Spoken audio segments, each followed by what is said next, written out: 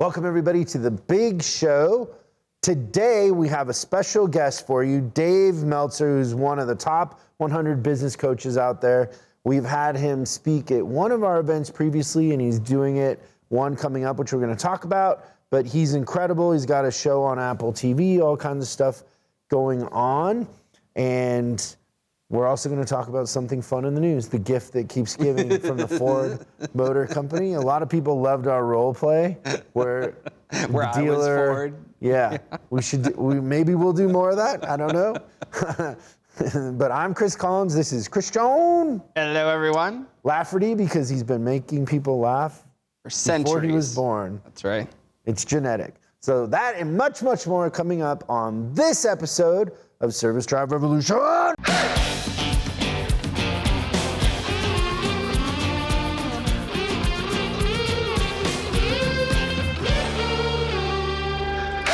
Welcome to the show, everybody. I don't know if you guys notice, and if you're listening to this, I will describe in great detail.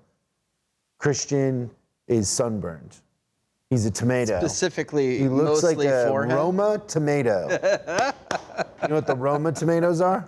The little, they're like, kind of oblong. They look egg-shaped almost. Yeah, you look like a Roma tomato. God, beautiful thing. He comes in this morning and he's like, my convertible all weekend, I know if I look a little burned. Oh, I did say that. I don't know if it's not exactly like that. Yeah, I was out all weekend. Just driving your convertible around Southern California? Loved it. Went to the beach. Everything stereotypical about having a convertible in Southern California, I did. I went to a park. It was pretty awesome. And then I saw this lady and her kid. And the kid was, chewing on a calculator. So I go to the lady, I'm like, hey, I don't think your kid should be chewing on the calculator. And she's like, don't worry, he's just crunching numbers. That's funny. That's funny for many reasons, but one is, who has a calculator anymore? Yeah. It's great. I love the segue. Thank you. I think I had you going for a sec.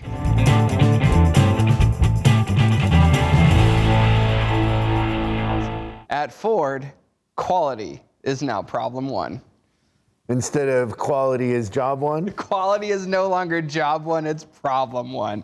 I thought that was genius. I loved it. She clearly doesn't work for Ford. No, I don't think that she's a fan right now. But they've been, I think we reported this on previous episodes, that there was a big recall that happened, and now they've fallen down in some of their quality rankings. Expeditions, Navigators recalled because the cars, they sometimes start on fire when they're in park. I don't know why that would be an issue. Oh, really? Yeah. Let's see, we had another one, the Mustang, the electric Mustang. They recalled 49,000 of those because they also have a tendency to overheat, and when the thing overheats, it shuts down and stops running. So in the first 7 months, this is gonna blow you away, first 7 months of the year, Ford has had 46 separate safety recalls on 6.8 million vehicles. Wow. There's a silver lining to all of that. Oh, I love it. There's a big silver lining. What's that silver lining? That Ford service departments are going to be busy. Yeah, you're going to need to staff up a little bit if you're a Ford store. If you're running a Hyundai or a Kia service department, they don't break. Well, they had some engine issues, but that's about it. But for the most part, wow, Ford's doing a good job of keeping service departments busy. Thank you for keeping us in the news. It's good stuff, but man, I tell you what, you got to be really aware of that. So we do have our coaching on-demand webcast. Yeah, something we started pre-COVID. Yeah, we used to do these in person. We've gone to half in person, half virtual, kind of coming out of COVID.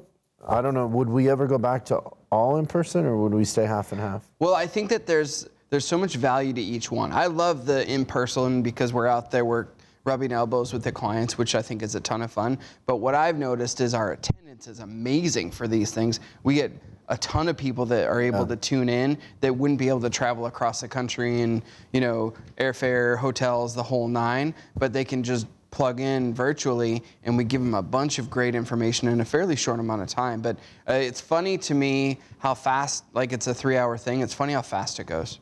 Yeah, packed with content. It's wow. 2 little breaks and the rest of the time we're going. Can you do it one more time? Yeah, that's good. Goes by. It's like the wind. We're excited about this conversation we're about to have with Dave. Let me kind of read Dave's bio a little bit, and then we'll get him on, and we'll ask him some questions. He's a great guy. So Dave Meltzer is the co-founder of Sports One Marketing and formerly served as CEO of the renowned Lee Steinberg Sports and Entertainment Agency, which was the inspiration for the movie Jerry Maguire.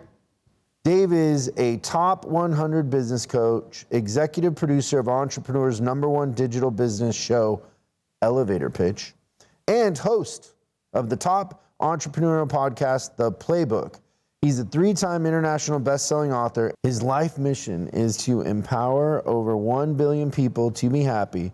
The simple yet powerful mission has led him on an incredible journey to provide one thing: value. The message he is here to deliver today is be exceptional, be extraordinary. So we just learned something. Everybody on the webcast is going to get his book for free. How cool is that? It's really cool. That's going to increase the attendance even more. Oh, you know what I was wondering too? What's the opposite of irony?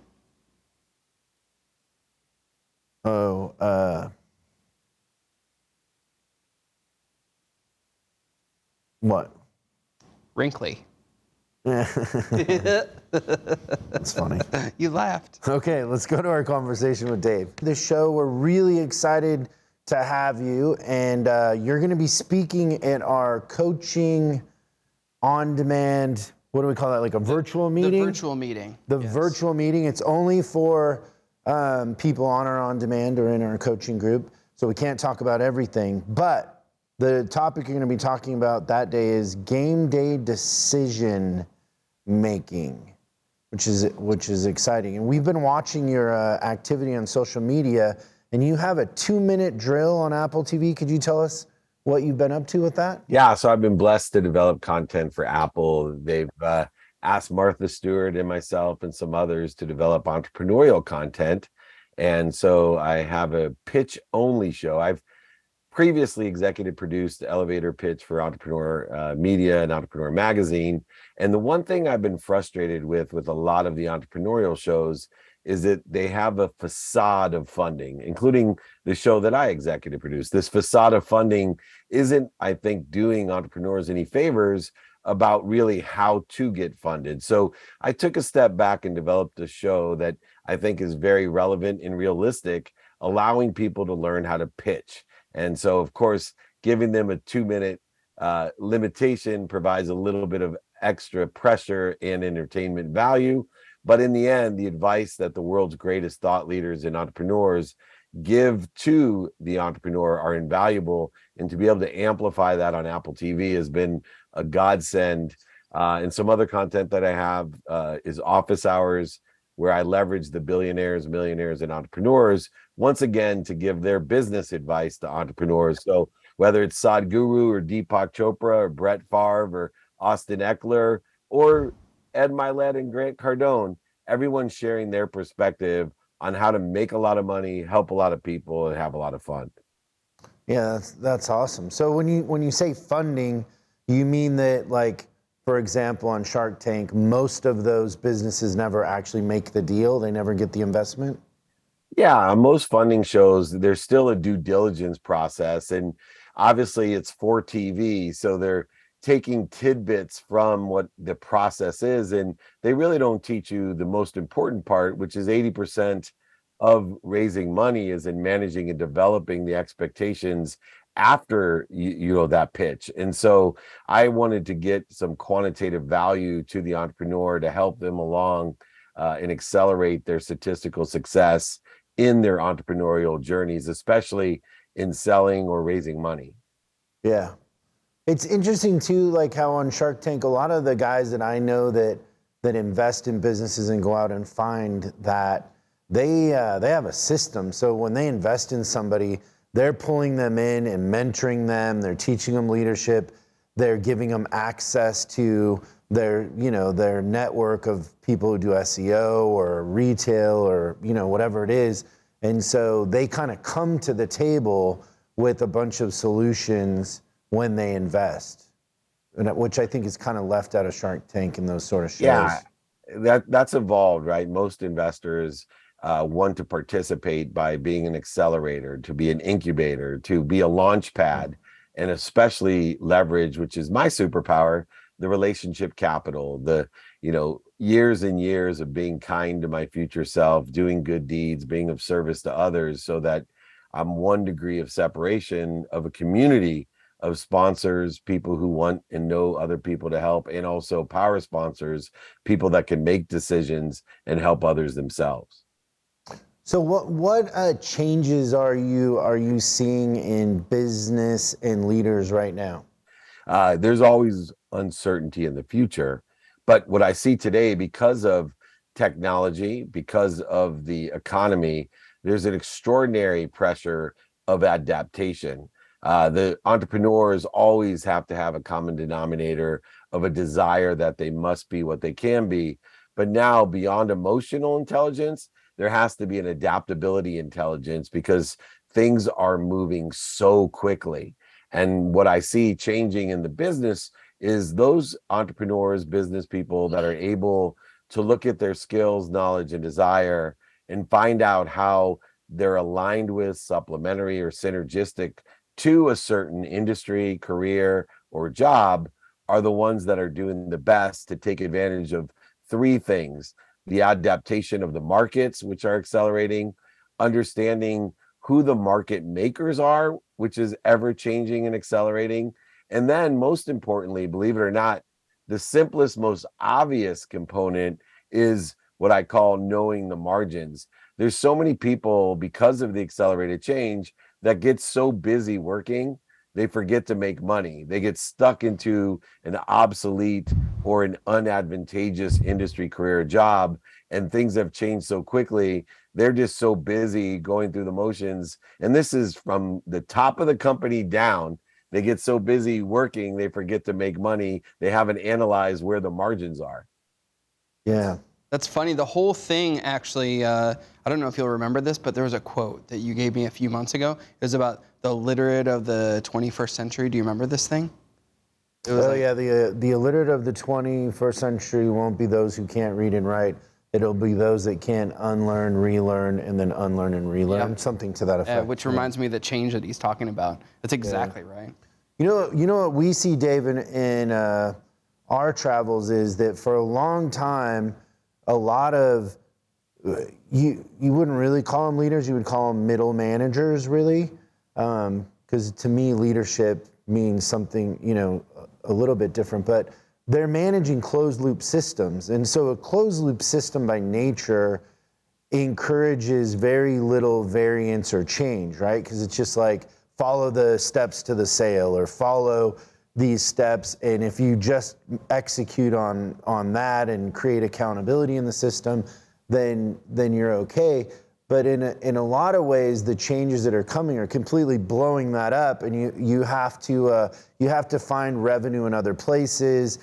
Sometimes the revenue isn't in the front anymore; it's in the back, and so you got to lower your prices and your margins in the front to have a back end, which is follow up and a great customer experience and that sort of thing.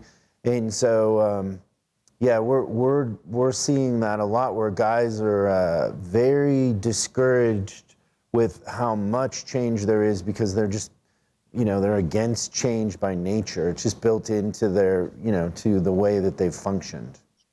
Yeah, and I think that's where understanding daily practices in business, and these daily practices allow for the flexibility of a very important antidote to either feeling overwhelmed or procrastination, which are the 2 interferences between productivity, accessibility, and gratitude, which is necessary for productivity and, of course, engagement.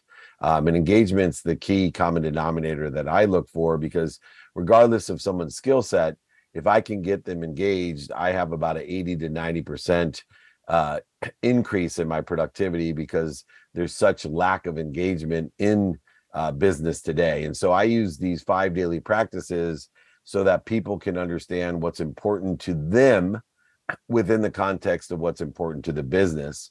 So every day having them review, this is what I think we want in the future. Notice I said I think, giving a element of radical humility. This is what I think I want in the future, determinative upon what I need to do today in that trajectory, who I can help with what I want and who can help me, which is very critical because a lot of people aren't asking for help, which also runs itself into the realm of wellness. But if I know what I want, who I can help and who can help me and how best to get that done, I now have the confirmation of engagement, which is prioritization, which is, lending towards that book in front of you, the Game Time Decision Making, is that those people that know how to prioritize have the antidote to procrastination as well as feeling overwhelmed. When you know what to do now, 100% of the things you do now get done, you have not only statistically improved your success exponentially, but you also are more effective because most people remain engaged when they know how to prioritize, especially during change, because they know exactly how to reprioritize if they already know what's important to them and the trajectory of what they think is important to them in the future. Yeah, it's great.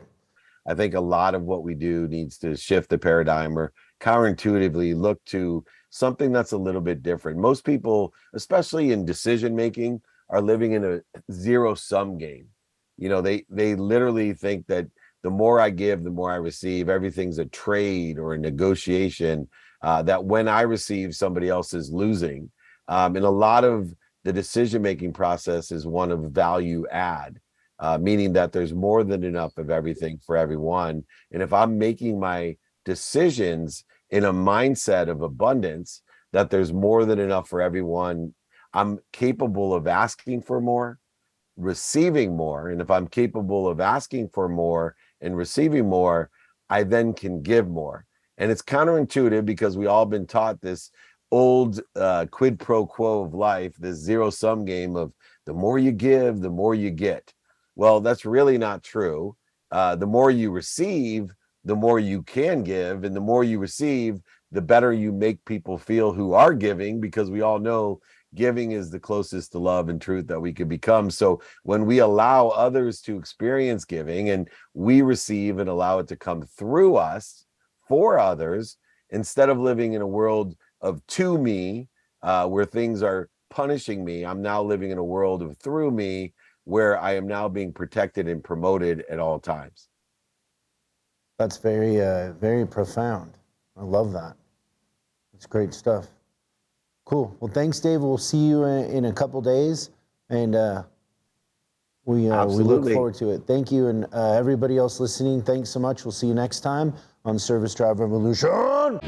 Thanks so much for watching this episode of Service Drive Revolution.